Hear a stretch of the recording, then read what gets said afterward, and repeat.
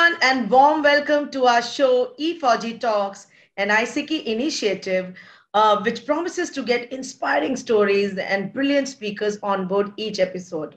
I am Shavinder, the brand head of the show, and we are currently showcasing the spirit of womanhood of our Choose to Challenge series. And today I'm really glad to host Dr. Shivani Salil, who is a doctor by profession and a writer by passion. So, hi, welcome to the show. Hi. Thank you so much, Shavinder, for such a warm welcome, and thank you for having me on the show in the first place. Great, Thank pleasure you. is all ours. And before we start the conversation, I want my viewers to know more about our speaker. Dr. Shivani is working in a teaching hospital in Mumbai until 2018, and she as a child had two dreams. One was to become a doctor, or to pursue literature, so she could become a writer. Well, she has been writing on both spectrum of the issues, from parenting, health, and relationship philosophy in fiction and non-fiction format across various platforms like Momspresso, Women's Web, Mumbai Psychiatric Clinic, the Daily Brunch, and the She the People. She also has been a weekly space on the online portal, the Wonder Woman World, called Saturdays with Shivani. Well, where she tries to connect with her day to day observations, experiences, and musing, hoping that they find their way to the readers. Well, that's really interesting. And also, she has also completed her MFA in creative writing from Hong Kong University, May 2020. Her first book, Hireth, got published in August 2019. It's a single author anthology with 24 stories written around the partition. She also co-edited and contributed to the anthology of 21 stories or 21 that got published in January 2021. So that's really brilliant. First of all, kudos to all your achievement. There are two different things that you're doing. One is the doctor thing, and the next is the writing.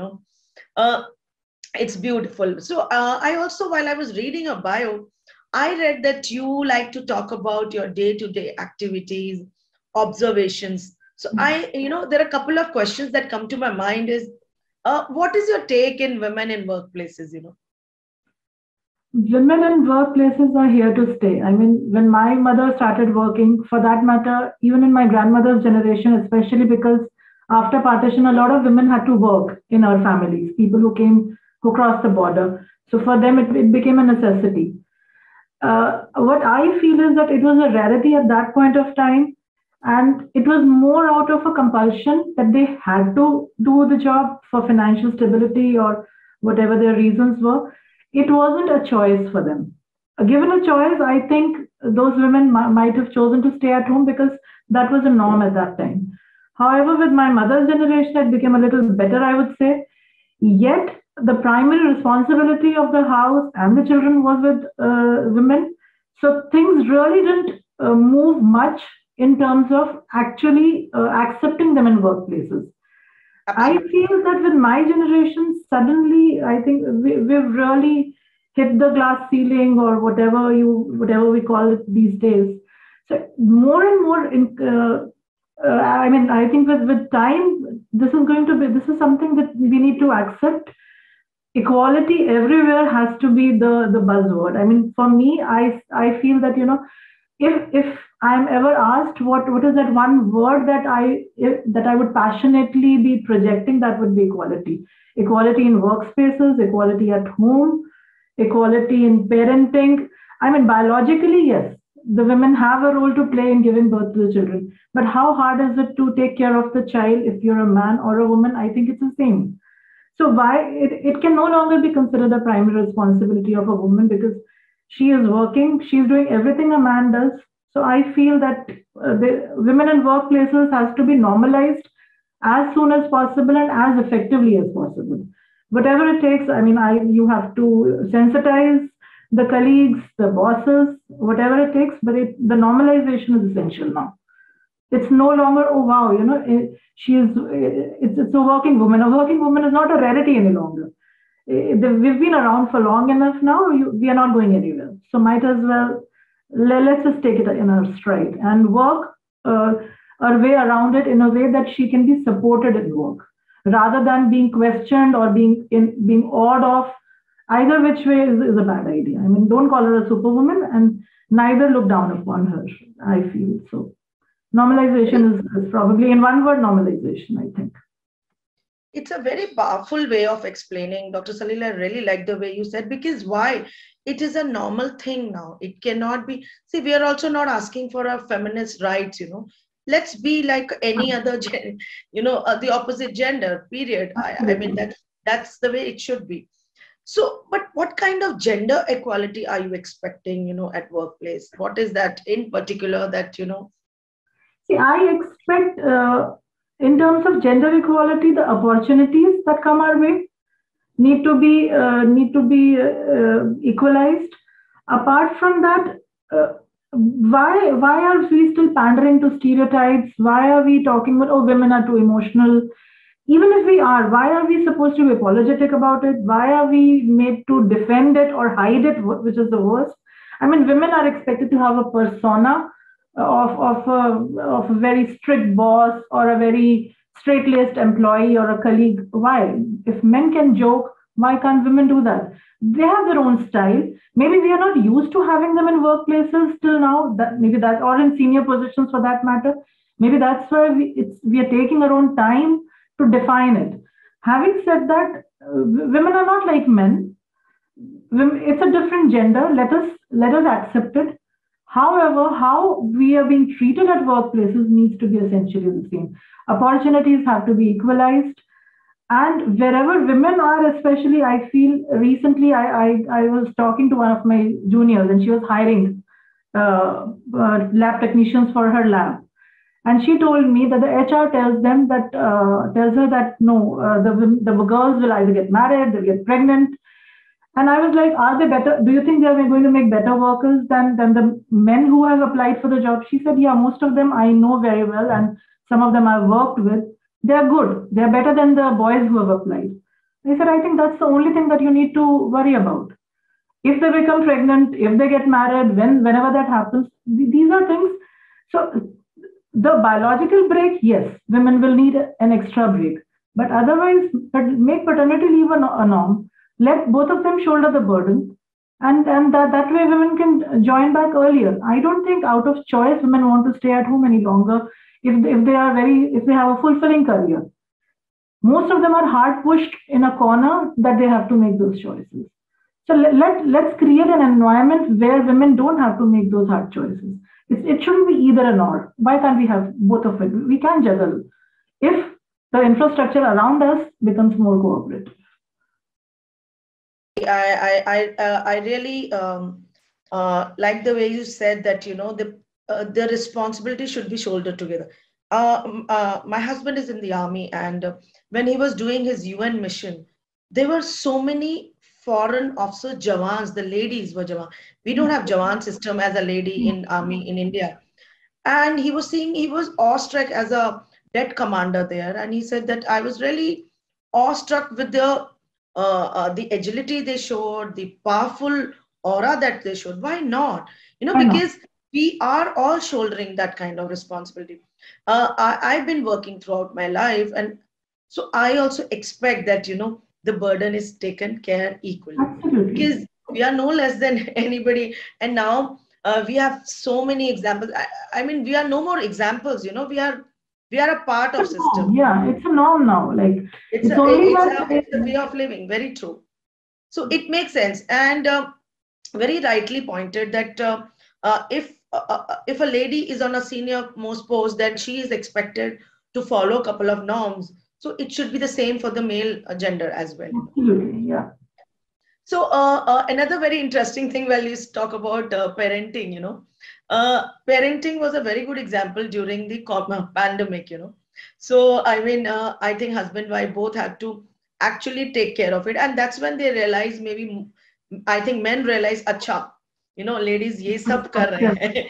So, what is your take on equal parenting, Oh, I can go on and on, but I'll just tell you, I have a 13-year-old daughter. So when she was to be born, we were very clear that the what we need to project in front of her has to be, we have to be responsible for that. So I don't know how good parents we would be. We were not clear about how we'll make that journey.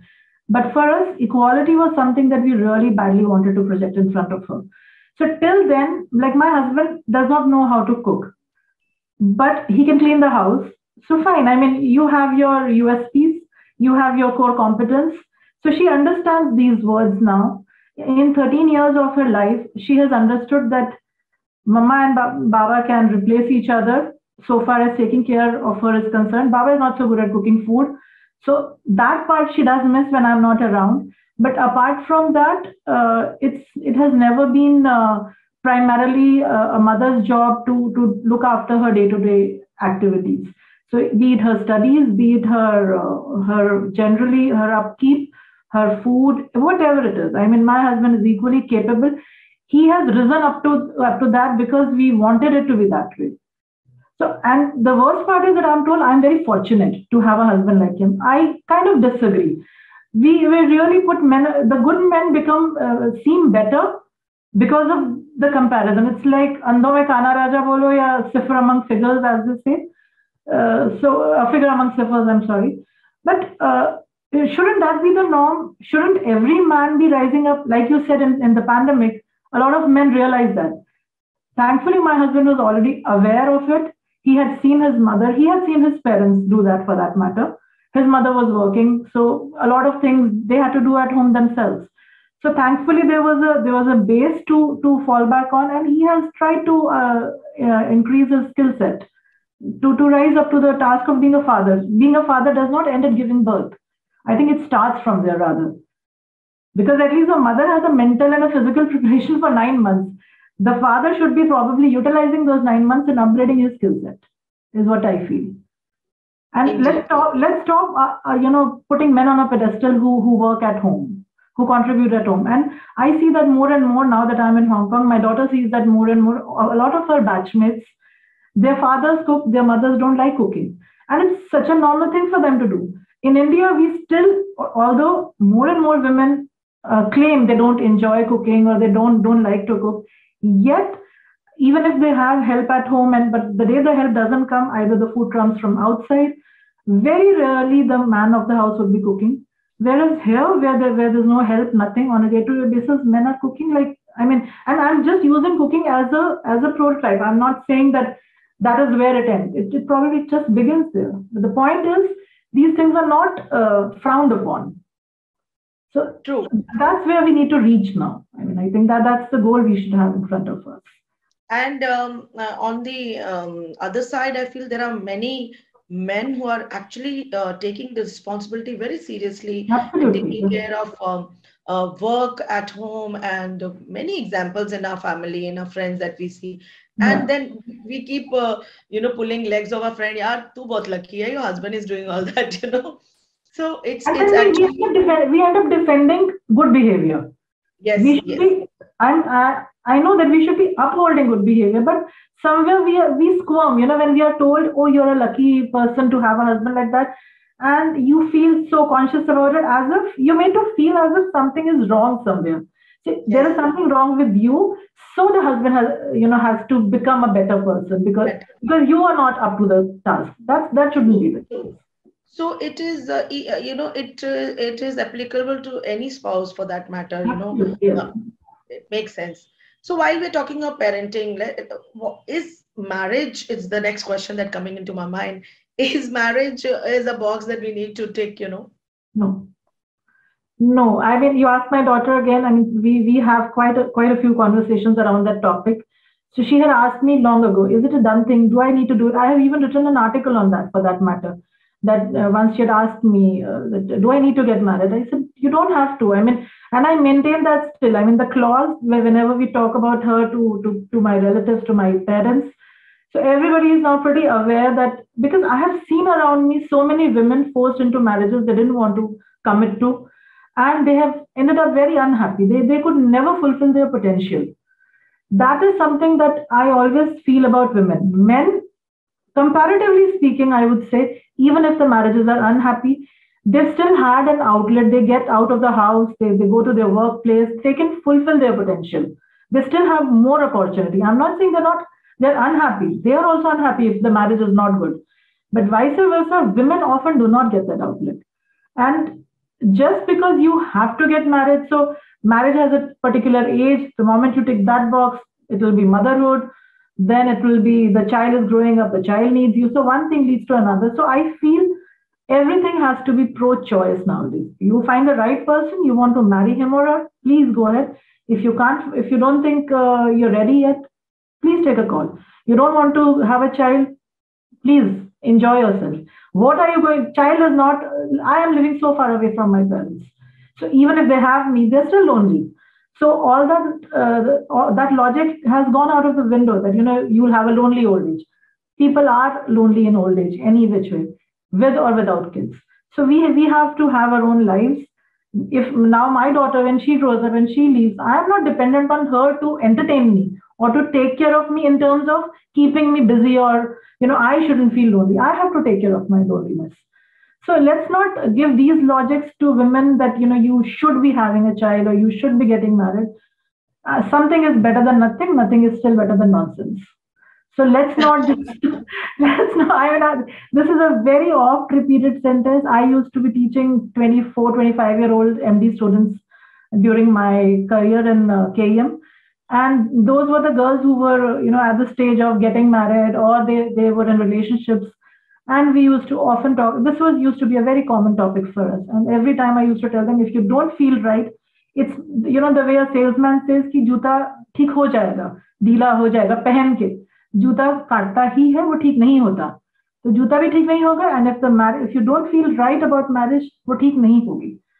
Until and unless you are mentally prepared, do not commit to things that you feel uncomfortable about. And marriage and motherhood is part of that deal. If you're uncomfortable, please put your foot down. That goes both genders for that matter.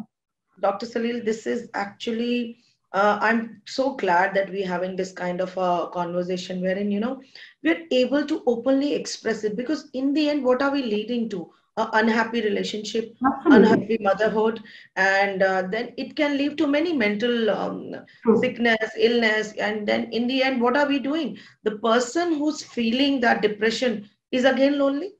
Absolutely. Is again lonely for that matter. So I wish, these stereotypical issues are now being discussed and brought, up front with everybody, so that we take onus of our decision. Very true. In the end, it's better to take a onus. If we want to marry, well and good. If we don't want to, but our society is at times very harsh and sharp, and our parents only nahi kya karegi ladki, kaise rahegi, and all that. For that, what I feel is the lady or the woman or the girl should be competent enough that she is not burden on anybody then. And not just financially, even otherwise. I mean, just make friends, have hobbies, passions to pursue, read, write, whatever you want to do to keep yourself. I mean, if you're not the extrovert kind of a person, there are enough number of things that you might be interested in. Please find ways to keep yourself busy. Have your own close-knit circle of 4M friends or whatever, so that you don't feel lonely. Eventually, it's about the idea was companionship. The idea was to derive pleasure out of a relationship. So, I think there are other ways to derive that. लड़की अकेली रह जाएगी, हम चले जाएंगे, उसके बाद क्या होगा? वो लड़की अकेली रह जाएगी, but if she can take care of herself, not just financially, socially and otherwise, she's good to go. So right from the day you have your child, girl or boy, see to it. Marriage is not. Are we working towards marriage? I feel that most of the households in our generation. I'm 44. Although my parents were very clear that I need to be educated, I'm sure that at the back of the mind, marriage was a concern for them. And the fact that I did medicine, so it took a little longer. I know my parents were harassed like anything by society and shadi kab hoga. So thing is that even in our generation, it was a problem. Let us not keep repeating those mistakes. How long can we keep going through the same patterns with the same results? We expect things to be better, and yet we keep doing things the same way. So how are the results going to be better? So from the day your child is born, see to it that his or her personality blooms enough that he or she is sufficient for himself or herself. And you don't need a marriage to complete, or a motherhood or a fatherhood to complete the picture. No, the person is complete in himself or herself. That should be the goal of parenting, I think.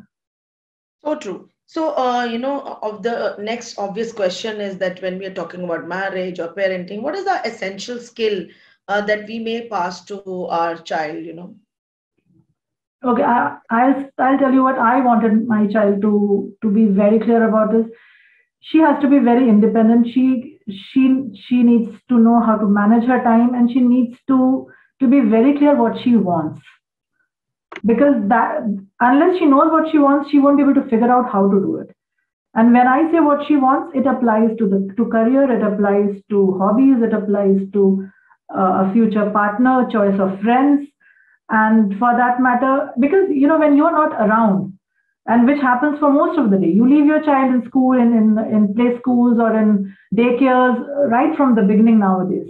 So your child is away from you for a very long time. Unless you tell the child how to distinguish right from wrong, you can't be there for him or her to decide ye sahi hai, ye galat hai, ye karo ya ye mat karo.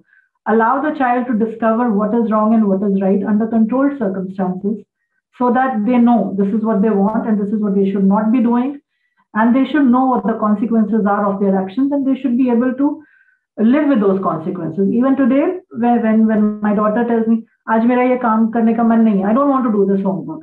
So if it is not to be submitted tomorrow, are you okay that tomorrow you will have to do it because day after tomorrow you will have to submit it? I mean, if she is okay with it, I am quite okay. These are very controlled settings because it's just homework. You know that nothing big is going to happen if you leave it to the child. But today, with that little act, she has learned responsibility, and she knows that if she doesn't do it tomorrow, she'll face the music day after.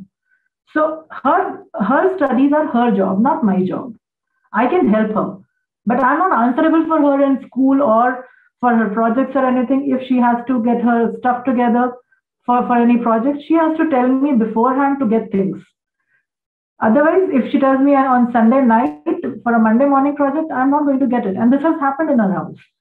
So responsibility, consequences, these are the words that should come in very early, so that your child becomes a responsible adult and they know that decisions that they take, their consequences are for them to bear, and more or less they will take wiser decisions. I am hoping, she's just 13, so I don't know where this experiment will end up, but we can always try. This is where we are working towards. But one thing is for sure, your to-do list for your child is very crystal clear. I'm sure. Yeah. Great. So be it any relationship, whether it is boss or employee or husband, wife, or a child or a mother. So there are always disagreements or agree to disagree. Is this just a ruse to close an argument, or what is it all about? More and more, I feel it is. I mean, you put a post on Facebook. I put a post on Facebook yesterday. A lot of people disagreed with me. I don't want to lose my temper on social media with people I might barely know, or even if I know them, why should I be fighting with them on Facebook over a post that they are disagreeing on? But I am beginning to hate this phrase, agree to disagree, because no one means it any longer. People are out to pick at you, and they want to provoke you into a fight. I don't want to do that. I will make my point and I shall leave. That is what I have understood. And I also know that just because I have put up a post and I'm trying to convince someone, people are not going to get convinced. It has to come from them, be it your child or be it a stranger or be it a friend. You can just put out your thought, and that is what I keep doing. I'll keep talking about what I feel relevant or what I stand by. Having said that, I am not trying to change anybody's thinking because I know it is not possible. Unless people, we all have evolved. As a 10-year-old, the person that I was versus a 40-year-old, what I am, is my evolution. So people evolve at their own rate in the direction they want to evolve. My fighting with them or my trying to convince them is not going to work. It has to come from them, and it will come to them at its own pace. So till then, I'll keep saying what I have to say. You agree or you disagree. It doesn't matter any longer to me, but I don't use this phrase any longer. I mean, I consciously do not use it because I know no one means it. I've realized nobody really means to say that. So Yeah, that is definitely a one a part of the perception, and of course, very rightly said, because if just to agree to disagree makes yeah, no sense actually. it's a Yeah. rule, as you said. It's a rule. All right. So, Dr. Shivani, we've almost come to the end of the interview. But before I wind up, I really want to ask, what are your key takeaways for our listeners today? Be it, how to be successful in life, or to be happy in life, or what are the to-do lists the youth should take care of it? You used a word crystal clear. As I said, I used to work with a lot of 25-year-olds, and I have met some of the most intelligent people, because I mean, intelligent in terms because they have cleared their medical entrance, they have cleared their PG entrances. So, by that correlation, I'm saying that some of the brainiest, hardworking people, I have worked with them who've been my students or colleagues or friends. And with a lot of them, I have realized that they are unhappy because they wanted to do something else. But because everybody was doing medicine, or they cleared the exams, or whatever reason, they ended up there. So, or marriage for that matter. So, whatever unhappiness or dissatisfaction that I used to see in them, somehow the common denominator seems to be that you don't know what you want. So, work towards that. Sit and reflect what is important to you. If it is money that is important to you, please do not be apologetic about it. Money is important to a lot of people. I hope that you make money by honest means. Dishonesty is something I probably would not be able to condone. Having said that, having money or aspiring for money is not a bad idea. If that is not what you want, if it's writing, if it is modeling, I mean, I've seen 50-year-olds. I have people on my timeline who started modeling at 50. So please get in touch with yourself. Reflect upon what you want, irrespective of what the world might be saying. Some people take up medicine or engineering or MBA or whatever they take assuming कि अरे इससे अच्छा job मिलेगा and X amount of money. But is it going to give you happiness? Is that what you really want? Sit and think about it. There's no time too late. I mean, I changed, literally I've changed careers at 40. I started writing at 40, left a full-time job by the time I was 42. My book was out. And writing is something I want to do. I still miss my job. I still miss medicine. Who knows, I might go back to it as well, and I might just juggle both of them. But whatever I did, as we just talked about consequences, my parents didn't want me to become a doctor. They were like, "Are you sure? Because it's such a hard-working. You have to really work hard and study." But that's what I wanted. So whatever problems that came across during that time, I could face them because that was my decision.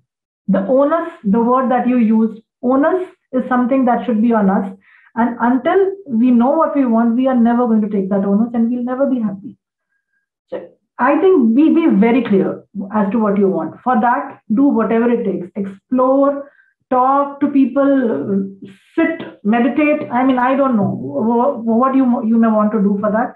But please self-introspect, go within yourself, and only then you will be able to know what you want. And most importantly, love yourself. Irrespective of what people say, because that's another thing. I feel that, my opinion of myself never matters. And I think that is the only thing that should matter. And it comes very late to us.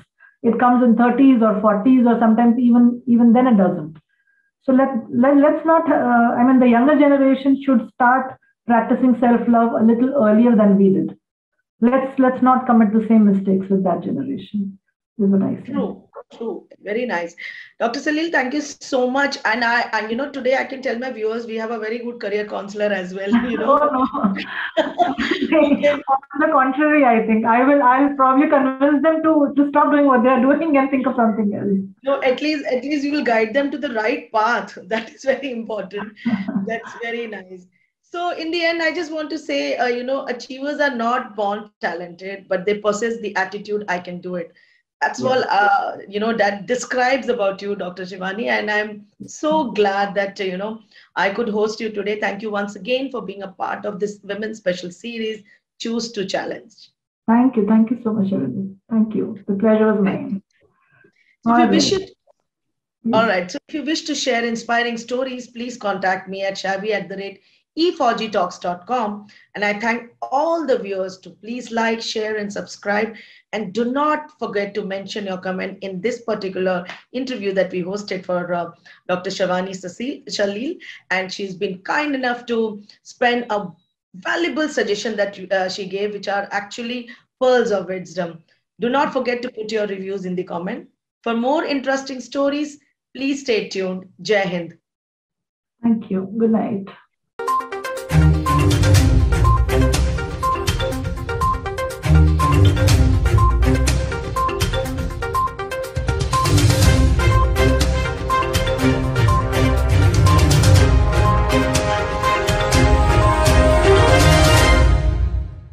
E4G Talks is brought to you by ISECI, Indian Ex-Defence Service Employees Chamber of Commerce and Industries. Thanks to its vast veteran network and global and pan-India associates, ISECI can carry out various commerce facilitations and CSR projects across India and the world. Some of ISECI's core capability areas are Skill India, Atmanirbhar Bharat, Digital India, any ex-serviceman welfare or job program, Swachh Bharat Abhiyan related projects, telemedicine and healthcare training and job scheme, Save Water scheme, defence industry SME, MSME cluster and hub development, maritime training and inland water training with job facilitation, Canada study, job and permanent residency opportunity, e-commerce, Andaman and Nicobar commerce opportunities. ISECI's global reach includes countries like Indonesia, Slovakia, Canada, Nepal, Singapore, Rwanda, USA, UK. Above all, it is ISECI's effort to create a veterans brand made by the veterans, for the veterans and made up of the veterans. Every Indian's support is invaluable in this journey. ISECI is a registered society for ex-servicemen's welfare and envisions that every veteran should be a part of India's economic growth story. It is the aim of ISECI to create an enabling commerce platform that will empower and synergize the veterans' talent pool. This is possible only with the support of entrepreneurs, businesses and consultants from civil society. All proceeds, if any, are utilized for the welfare of ex-servicemen and for public charity.